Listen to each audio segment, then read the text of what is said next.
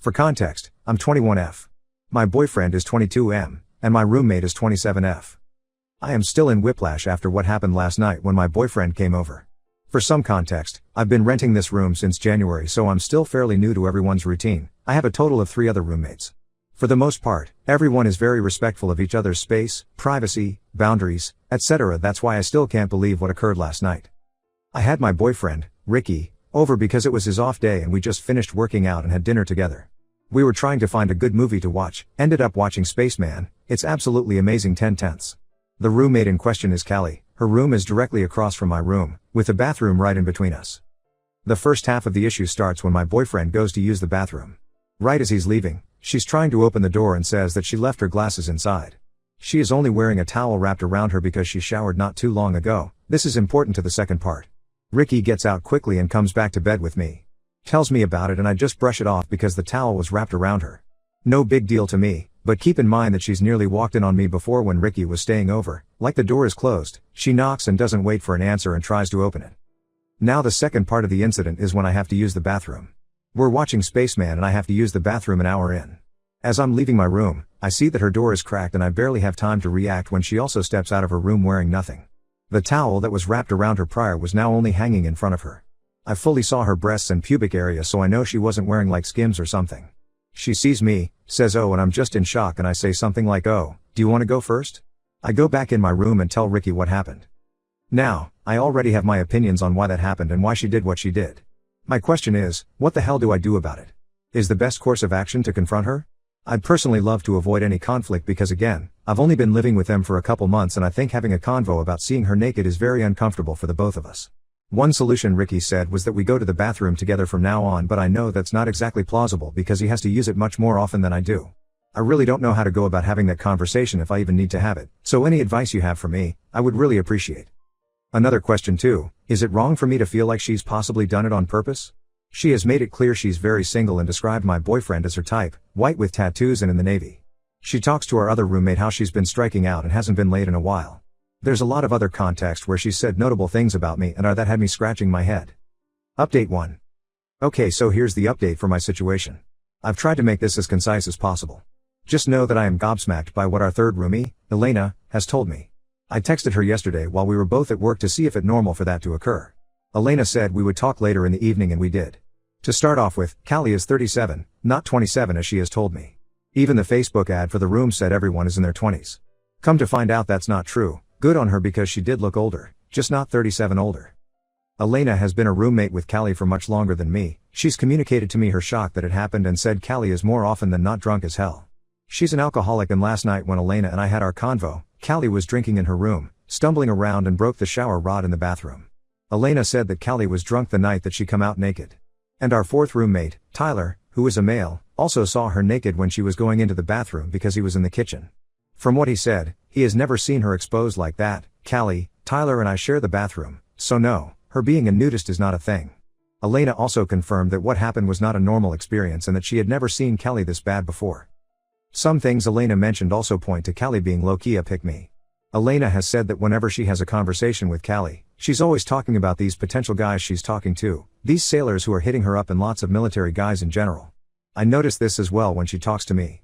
She has asked me to set her up with Ricky's friends and coworkers, but she was adamant about not seeing these 2 single coworkers. In a comment I mentioned how they're local, Hawaiian and Filipino, but she denied them because she likes her men white. And also, the guys that would be considered her type are our age, much younger, and a lot of them are already seeing someone. We actually hooked up one of Ricky's friends with my own girlfriend, so that was really fun. In fact, when Elena met Callie, Callie was talking about how she loved black men. Then when Elena started seeing white guys, Callie started talking about liking them too. Elena has never brought a guy home until last month because of Callie. Take that how you will. So many small details that didn't make sense in my mind about Callie finally came together when Elena started talking about her experience. Like how Callie would have the same convo over and over again with me, likely because she can't remember them, about Ricky, what he does in the Navy, he's a master at arms, meaning he's base police, and what gate he works at, how I sleep over at his place but I'm not supposed to, etc. This detail is only important here. Callie does work with the Navy base housing and she does have access to base. Her asking about what gate he works at was very unusual because the person you see at the gate is different every day. She's asked multiple times about which gate he works at. There is also an instance that I'm pretty sure Callie was flirting with my dad when he came over to help me move a couple times.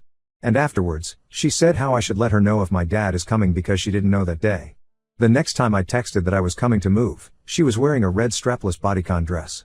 Elena also confirmed that she remembers that and also thought it was weird because that's not what Callie usually wears at home.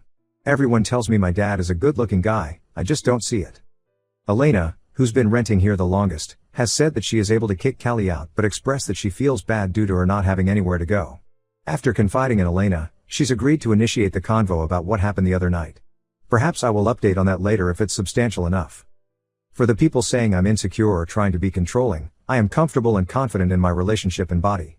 Both Callie and Elena wear what's considered as tight/revealing clothes with no bra, occasionally when Ricky is around, and I have no issue with it. I've never made it a problem with them or Ricky. He is always respectful to them.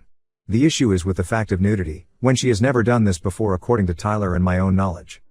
I am not objectifying nor sexualizing her body by expressing my discomfort. The whole reason why I left my prior living situation was because my old roommate, someone I trusted and lived with, had taken advantage of me when I was inebriated.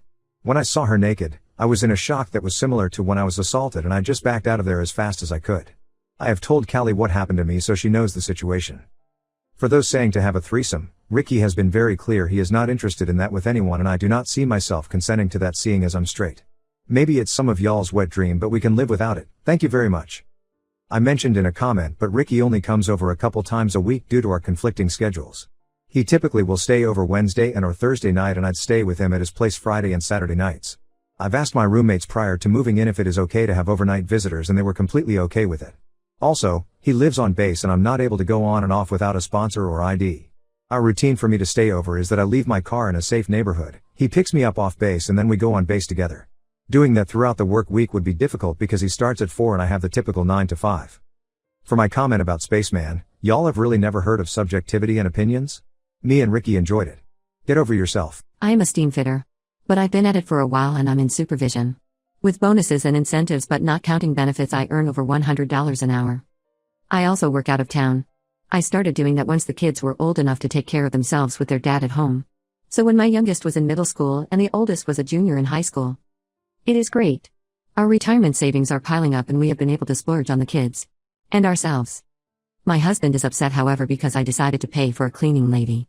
He and I discussed it and we agreed that him and the kids didn't do a great job keeping the house clean and tidy while I was away. I hated coming home to a mess. It caused a few fights because it was like they expected me to come home and clean up after them. Having her is fantastic. I come home to a clean house and I am happier. My kids have more time to study and do extracurriculars. They still have chores and they are still expected to clean up after themselves. My husband came to me last time I was home and said we should cut back on the service when I'm home. That I should be doing more housework. He thinks that we are wasting money. I said that I work 14 days in a row and that those are 13-hour days. Yes, it is mostly paperwork but his job as a teacher isn't much more physically challenging. I said that I could offer him 2 options. If he wanted we could completely get rid of the service and him and the kids could make sure the house was in good shape when I got home.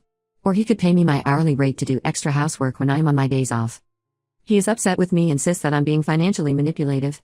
I think if he and the kids actually did what they are supposed to do when I'm away, bone of this would be an issue. Reddit. Am I the asshole?